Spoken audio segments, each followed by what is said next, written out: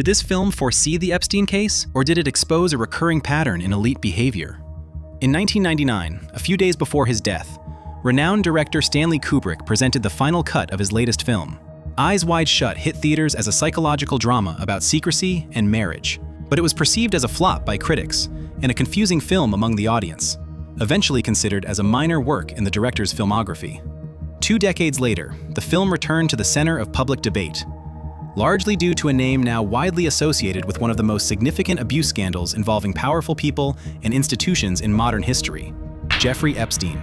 After the release of millions of files associated with the magnate, a recurrent parallel was made by people between the story told by Kubrick and the network of power revealed by the Epstein case. The comparison spread to the point that international media outlets reported on the phenomenon. An entire generation began to reinterpret Eyes Wide Shut as something beyond fiction. Gen Z are obsessed with Eyes Wide Shut, and it's got a lot to do with Jeffrey Epstein. But what exactly does the film show? And to what extent can these two stories be compared without crossing the line between fact and speculation? Watch this video and find out for yourself.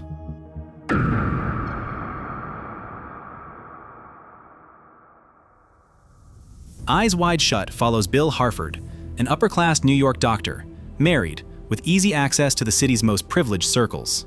After an intimate conversation with his wife Alice, Bill wanders through the night and finds himself entering environments he had previously known only at a distance. Exclusive parties and a secret gathering at a secluded mansion outside the city. It is at this point that the film changes the tone from a simple love drama. Bill, played by Tom Cruise, discovers an event organized by wealthy people, all masked, participating in an eerie ritual. Before long, the participants realize that Bill does not belong to that group. He is then separated, to be interrogated in front of a group of participants who gather and surround him. A sense of danger crawls up. Bill is outnumbered, and he is definitely overpowered. Throughout the sequence, Kubrick avoids direct explanations. No identities but Bill's are revealed. Power is suggested by the calmness and the exclusive secrecy the members share, in which Bill does not partake. In one of the film's most talked about scenes, Bill is warned by Victor Ziegler, a tycoon played by Sidney Pollack. Ziegler claims that these people are not who they appear to be in public, and that insisting on questions could have serious consequences. Who do you think those people were? Those were not just ordinary people there. If I told you their names, I'm not going to tell you their names, but if I did, I don't think you'd sleep so well. The film that connects all the conspiracies. From there, the rest of the film follows Bill as he tries to understand what happened that night. He begins to feel that he is being followed, until, upon arriving home, he finds the mask he had worn in the ritual on the bed, placed next to his wife. The film ends by implying that, from that moment on, nothing will be the same as before, and that the two now share a secret from which there is no escape.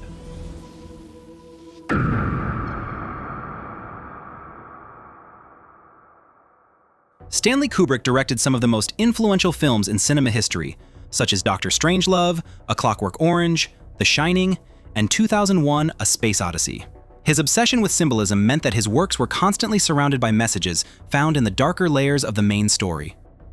It is in this context that, in 1999, what many consider to be Kubrick's darkest and most enigmatic film, Eyes Wide Shut, hit theaters. However, there's a story behind the story told in the film. During post-production, Kubrick screened a version of the film for Warner Brothers execs. Reports indicate that he was extremely excited about the result, even stating that it would be the best film of his career. Less than a week later, Kubrick died in his sleep, victim of a heart attack. A few months later, the film officially premiered in theaters, but it was not the same cut shown by Kubrick. It is estimated that about 23 minutes of the version presented to executives were removed. The audience ended up watching a different film from the one the director had finalized. This hypothesis was revisited years later by Roger Avary, screenwriter of Tarantino's Pulp Fiction, during his appearance on Joe Rogan's podcast. When they first screened the movie in England, there were people who were outside of the theater who could hear inside of the theater Kubrick yelling at all the executives and saying, "It's my movie, you can't cut it. You can't f***ing cut my film, blah, blah, blah, blah." Big argument going on. Then he dies like 4 days later. Oh, Jesus. So somebody went in and finished the movie, but I think when they finished the movie, they hid the film. The movie got changed into something else.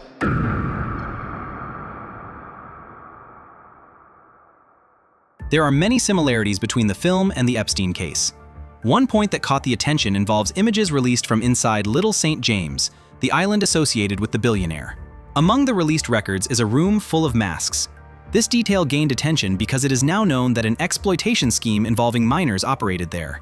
For many observers, the presence of masks is an explicit connection to the rituals depicted in the film. The theme of inappropriate relationships with minors also appears as a recurring subtext in the work. This is also present in secondary elements of the narrative, such as the subplot involving the daughter of Mr. Milich, the owner of the costume shop.